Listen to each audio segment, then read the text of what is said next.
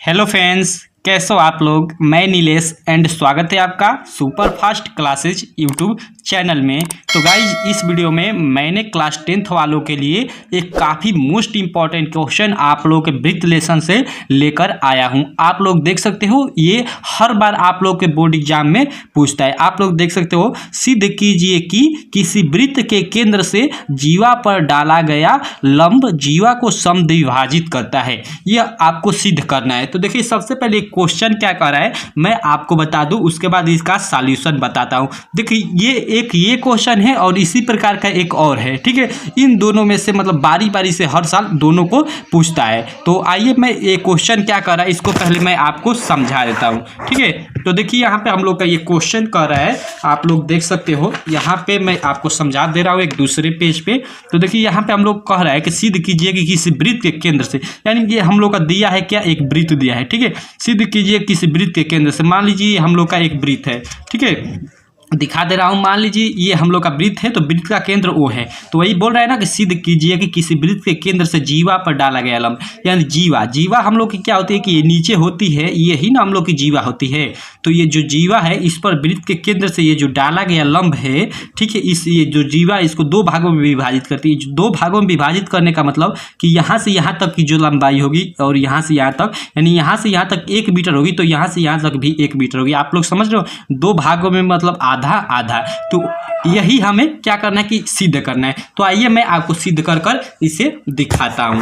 तो चलिए काफ़ी अच्छे से मैं इसको आपको बताऊंगा, एकदम आपको कंप्लीट हो जाएगा। तो देखिए आप क्या करेंगे कि सबसे पहले आप लिख लेंगे यह हल और दिया है। आप लोगों का दिया है क्या, क्वेश्चन में कुछ लिख दिया है, क्या दिया है कि O किसी वृत्त का केंद्र है, ठीक है। ऐसे लिख देंगे कि O किसी वृत्त का केंद्र है और AB उस वृत्त की जीवा है। मैंने AB ये वृत्त की जीवा ले ली है। तो आप लोग देखिए, आप लोग ये नहीं कि AB ही लेंगे, अगर PQ जो भी मतलब आपके मानने के अनुसार है, ठीक है। जिस तरह इसमें मानेंगे वही यहाँ पे लिखेंगे भी, ठीक है। तो दिया है O किस वृत्त का केंद्र है और AB उस वृत्त की एक जीवा है। इस तरह लिख लेंगे, जिस पर केंद्र O से, जिस पर ये केंद्र क्या है O से क्या किया गया है कि लंब OP, ठीक है, O और P, ये OP है ना, डाला गया है। इस तरह लिख लेंगे दिया, ये तो इतना दिया है, ठीक है। क्योंकि ये सवाल में इतना कह रहा है हम लोग का कि सिद्ध कीजिए कि किसी वृत्त के केंद्र से जीवा पर डाला गया लंब जीवा को समद्विभाजित करता है। तो अभी आप लोग को मैंने ये इमेज दिखाई, यानी हम लोग का ये इस प्रकार से दिया हुआ है। इतना ये हम लोग का मतलब सिद्ध कीजिए कि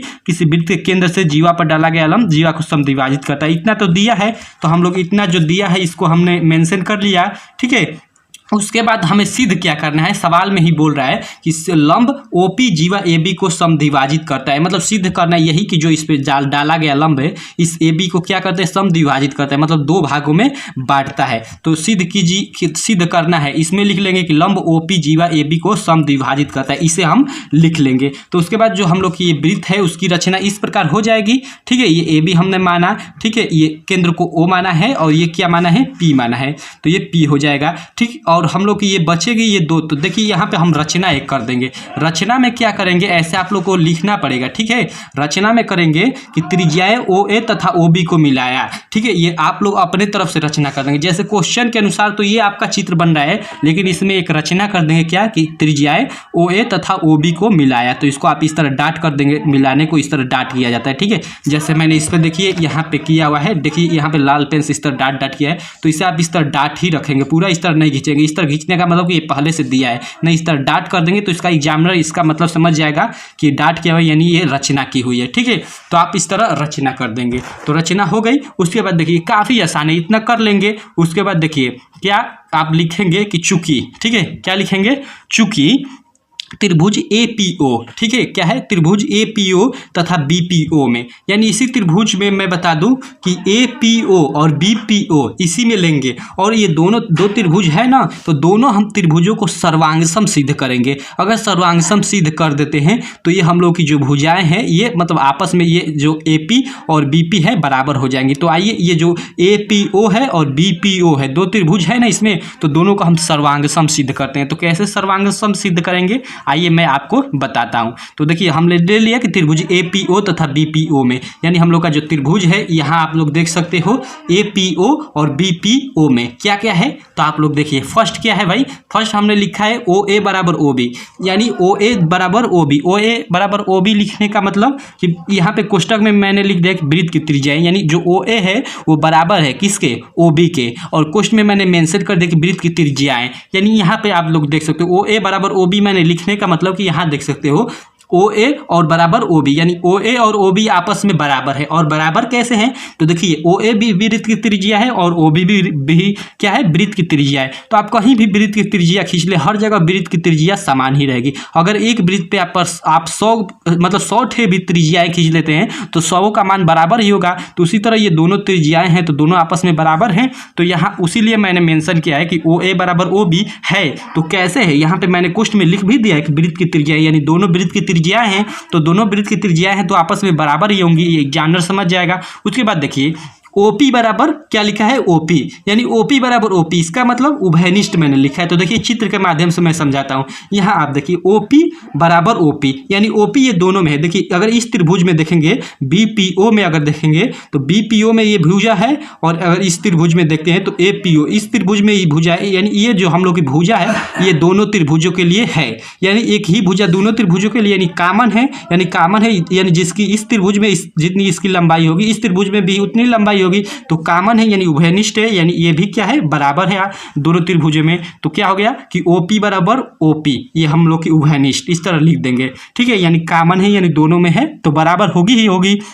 उसके बाद देखिए तथा लिख देंगे, तथा कोण OPA, कोण अब लिखेंगे तथा कोण OPA बराबर कोण OPB। हमने क्या लिखा, कोण OPA बराबर OPB, और यहाँ लिखा है प्रत्येक समकोण। तो कैसे, तो आइए मैं दिखाता हूँ। आप यहाँ देखिए OPA लिखा हूँ और OPB लिखा हूँ, दोनों आपस में बराबर है। तो कैसे, तो देखिए मैं आपको समझाता हूँ। देखिए ये OPA है, ठीक है, क्या है ये OPA बराबर मैंने लिखा है OPB, ये दोनों आपस में बराबर है, और बगल में इधर समकोण लिखा है, कोष्ठ में समकोण।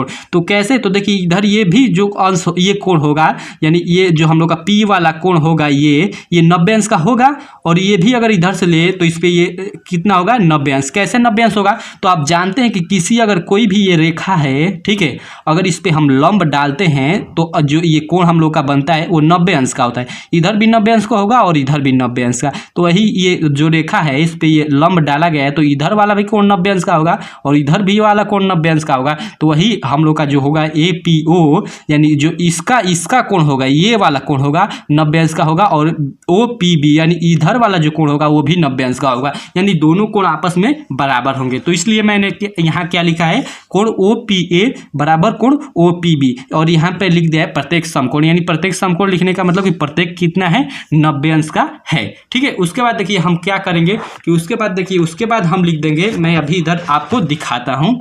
उसके बाद आप देख लीजिए, उसके बाद मैं इस पे आपको समझा देता हूँ, उसका थोड़ा पन्ना भर गया है, ठीक है, तो थोड़ा मैं इसे और जूम कर लेता हूँ। ओके, तो आप इस पे देख लीजिए। तो उसके बाद लिखेंगे कि चूंकि कोण APO सर्वांगसम BPO, कैसे, और दोनों कोण आपस में अब सर्वांगसम होंगे, जो मैंने माना था कोण APO, यानी जो हम लोग का ये APO तथा ये BPO माना था, इनकी ये तीन चीज़ें बराबर कर दी तो एक अभिगृहित होता है। अभी मैं आपको समझा रहा हूँ। तो यहाँ पे लिखेंगे उसके बाद कि चूंकि ये आप लोग ये लिखने के बाद इतना, ये लिखने के बाद, ठीक है, इतना अगर आप लिखते हैं तो इसके बाद आप क्या लिखेंगे, ठीक, उसके आगे कि चूंकि त्रिभुज, ठीक है, APO क्या है, चूंकि त्रिभुज APO सर्वांगसम, ये सर्वांगसम का चिन्ह है, आप लोग जानते हो, इस तरह कर इस तरह कर दिया जाता है तो ये सर्वांगसम का चिन्ह होता है। इसके अलावा और कई सर्वांगसम के चिन्ह होते हैं, ठीक है। तो त्रिभुज APO सर्वांगसम, त्रिभुज BPO दोनों आपस में सर्वांगसम हो गए। तो कैसे हो गए, तो यहाँ पे हम लिखेंगे कि भू को अवगृहित से,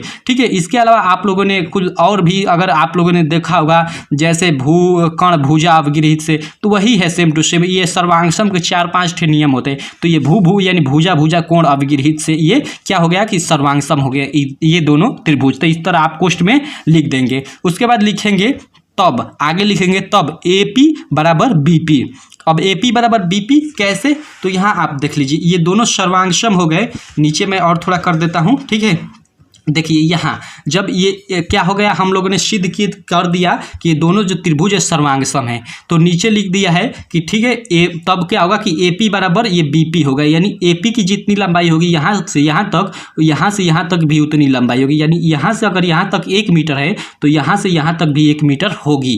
कैसे होगी तो आप लोग देख लो, यहाँ पे मैंने लिखा है तब AP बराबर BP मैंने लिख दिया है। तो कैसे, तो यहाँ कोष्ठ में लिख देंगे आप लोग कि चूंकि जो सर्वांगसम त्रिभुजों की संगत भुजाएं होती है वो आपस में बराबर होती है। ठीक है, क्या होती है कि सर्वांगसम, ये नियम आप लोग पढ़ लीजिएगा, याद कर लीजिएगा कि सर्वांगसम त्रिभुजों की संगत भुजाएं आपस में बराबर होती है। तो देखिए ये दोनों क्या है, सर्वांगसम है। ये तो हमने सिद्ध कर दिया कि दोनों त्रिभुज क्या है, सर्वांगसम है। और एक नियम है कि जो सर्वांगसम त्रिभुज होते हैं उनकी संगत भुजाएं आपस में बराबर होती है। तो ये क्या है हम लोग की, ये एक त्रिभुज की ये एक भुजा है यहाँ से यहाँ तक, और इस त्रिभुज की यहाँ से यहाँ तक ये भुजा है, और दोनों एक ही इस तरह रेखा में है। तो ये दोनों क्या है, संगत हैं, यानी एक ही साथ हैं। तो हमने नियम पढ़ा कि जो संगत भुजाएं होती है, दो सर्वांगसम त्रिभुजों की जो संगत भुजाएं होती है आपस में बराबर होती है, यानी ये भुजा क्या है, इस भुजा के बराबर है। ठीक है, तो हमने वही यहाँ पे लिखा है कि क्या AP बराबर BP, यही हमने लिख दिया है। अर्थात हम क्या, इसका मतलब AP बराबर BP हो गया। इसका मतलब यहाँ पे आप लोग लिख देंगे अर्थात PAB का मध्य बिंदु है। यार यहाँ पे आप लोग देख लो, अगर मान लो ये यहाँ से यहाँ तक, ठीक है, AP और BP ये दोनों आपस में बराबर है, यानी यहाँ से यहाँ तक क्या हो गए, मान लो ये पूरा ये मतलब ये रेखा है, इसकी लंबाई 8 मीटर है। ठीक है, ये पूरा AB की लंबाई 8 मीटर है, और यहाँ से यहाँ तक कितनी है, 4 मीटर, और यहाँ से यहाँ तक भी 4 मीटर है। तो ये जो P है क्या है, मध्य बिंदु है ना, तभी ना यहाँ से यहाँ तक इसकी लंबाई 4 मीटर और यहाँ से यहाँ तक इसकी लंबाई 4 मीटर, यानी ये बीच वाला है। तो इसीलिए आगे आप लिख देंगे कि अर्थात P जो है AB का मध्य बिंदु है। ठीक है, तो गाइज उसके आगे सबसे नीचे अब आप मेंशन कर देंगे कि अतः केंद्र से जीवा AB पर डाला गया लंब OP ठीक है, लंब OP जीवा AB को समद्विभाजित करता है। इस तरह आप क्या कर देंगे, मेंशन कर देंगे, तो आपके लिए बेटर हो जाएगा। ठीक है, तो ये यहाँ तक आप लोग लिख लेंगे, यहाँ तक सिद्ध कर लेंगे। अर्थात P जो है AB का मध्य बिंदु है, तो मध्य बिंदु है। ठीक है, ऐसे यही ना हमें सिद्ध करना था कि जीवा को समद्विभाजित करता है। समद्विभाजित करने का मतलब कि इधर आधा और इधर आधा, यानी ये जो है P क्या है, मध्य बिंदु है। तो यही अगर आप ये यहाँ तक लिख लेते हैं तो उसके बाद लिख देंगे कि अतः केंद्र से जीवा AB पर डाला गया लंब OP, ठीक है, जीवा AB को समद्विभाजित करता है, ये लिख देंगे। और यहाँ अगर लिखना हो यहाँ प्रूव्ड भी लिख देंगे। तो इस तरह आपको जितने नंबर का होगा एकदम मैं गारंटी देता हूँ उतना एक आधा नंबर यार कटेगा नहीं, आपका एकदम फुल मार्क मिल जाएगा। तो यही थी, एक काफ़ी अच्छी आप लोग के लिए वीडियो थी। तो फाइनली बताइए, अगर आपको ये अच्छी लगी तो कमेंट कर जरूर बताइएगा, और हमारे इस चैनल को सब्सक्राइब भी कीजिएगा। तो बस यार इस वीडियो में इतना है, तो थैंक यू।